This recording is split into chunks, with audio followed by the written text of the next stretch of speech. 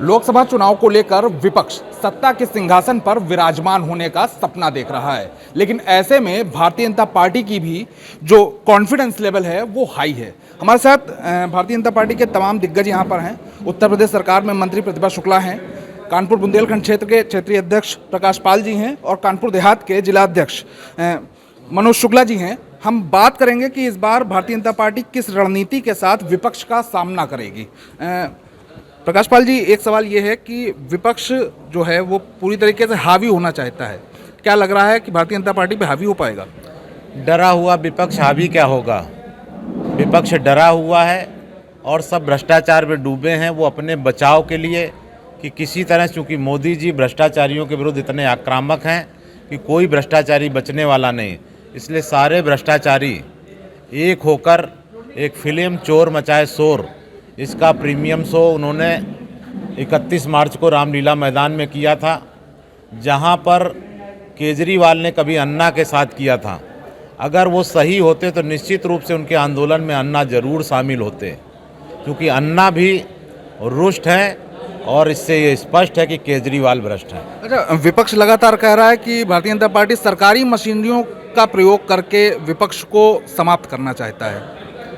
ये वो लोग हैं, जब मोदी जी गुजरात के मुख्यमंत्री थे तो किस तरह से उनको पूरे दिन भर सीबीआई उनको बैठाए रखती थी। कभी उन्होंने आरोप नहीं लगाया सीबीआई पर, और ना कि ये दिन भर बैठे हैं।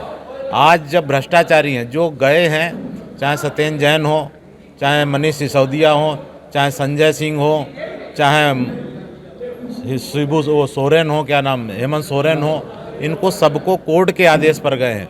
और केजरीवाल को भी अभी 15 दिन की अगर जो न्यायिक हिरासत में भेजा गया है, सुप्रीम कोर्ट ने भेजा है। अगर सुप्रीम कोर्ट को ये लगता कि ईडी और सीबीआई कर रही तो निश्चित रूप से उनको राहत मिली होती। तो ज़रूर कुछ ऐसे भ्रष्टाचार के सबूत मिले हैं जिनको कोर्ट महसूस कर रहा है, और भ्रष्टाचारी कोई बेचारे नहीं हो सकते, ना उन पर कोई रहम किया जा सकता है। सारे भ्रष्टाचारियों जिन्होंने भी लूटा है उनके विरुद्ध सख्त कार्रवाई होनी चाहिए। ईडी और सीबीआई सिर्फ भ्रष्टाचारियों पर कार्रवाई कर रहे हैं। दिल्ली में जो रैली की गई है, इसको किस नज़र से देख रहे हैं? ये केवल इतना है कि चोर चोर मौसेरे भाई।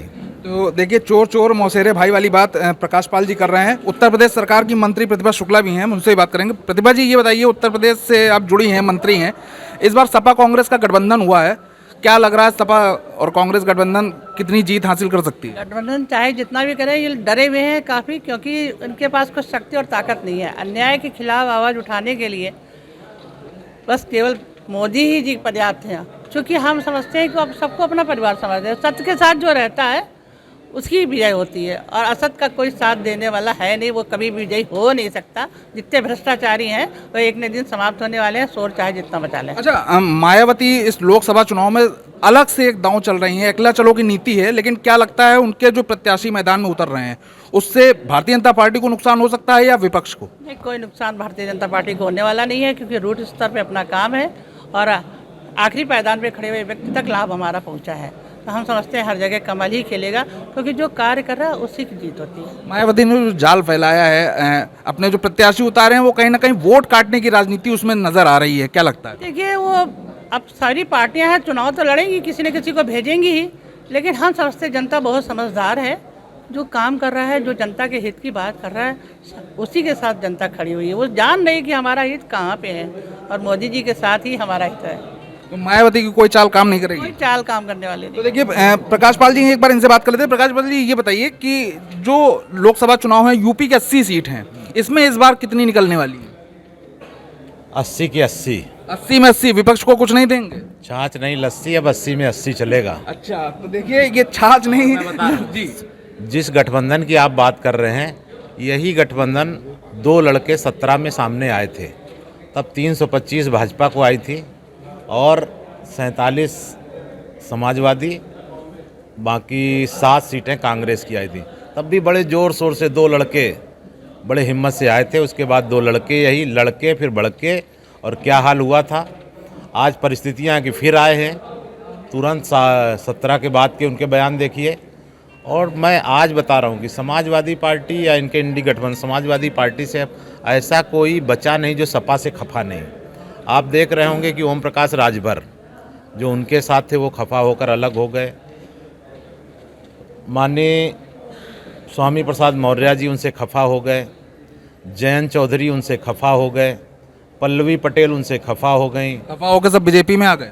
और यहाँ तक कि चाचा आजम के भी खफा होने की सूचना है। तो अब तो ये हाल है समाजवादी पार्टी का कि जो अपने परिवार की पिछली बार 3 सीटें बचा भी लिए थे, मैं दावे के साथ कह रहा हूँ कि समाजवादी परिवार इस बार लोकसभा का मुंह नहीं तो देखेगा। जो जो खफा हो गए वो बीजेपी में आ गए, क्या लग रहा है आजम भी आएंगे क्या? मैं ये नहीं कह रहा हूँ कि सब खफा, ऐसा कोई बच्चा नहीं जो सपा से खफा नहीं। तो देखिए ये क्षेत्रीय अध्यक्ष प्रकाश पाल जी थे जिन्होंने साफ साफ कह दिया है कि इस बार लोकसभा चुनाव में पूरी तरीके से बीजेपी जीत रही है और जो विपक्ष है उसके खाते में एक भी सीट नहीं जाएगी क्योंकि विपक्ष से जनता खफा है।